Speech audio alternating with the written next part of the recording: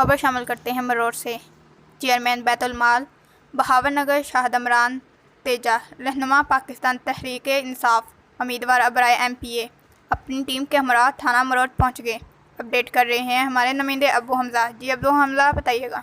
जी, chairman Betul माल बहावलनगर जनाब शाहिद इमरान तेजा रहनुमा पाकिस्तान तहरीक इंसाफ उम्मीदवार बराए MPA की जानिब नवीद नज़ाकत बाजवा साहब SHO थाना मरोड़ को और तमाम टीम को जिसने इस मिशन में हिस्सा लिया दिलेराना कार्रवाई करने पर खराज तहसीन पेश किया गया और तमाम दोस्तों की हौसला अफजाई के लिए फूल के गुलदस्ते पेश किए गए, जिसमें शिरकत Haji Waris Ali Waraich, chairman welfare international Waraich association, सदर तहसील फोटाबास Mohammad Arshad PS Shahid Teja, Khadim Wains advocate, city press club मरोड़ के ओहदेदारान भी शामिल थे। इस मौके पर शाहिद इमरान तेजा ने कहा, SHO नवीद नज़ाकत बाजवा जराइम पेशा लोगों और मनशियात फरोशों के ख़िलाफ़ गिराव तंग किया है।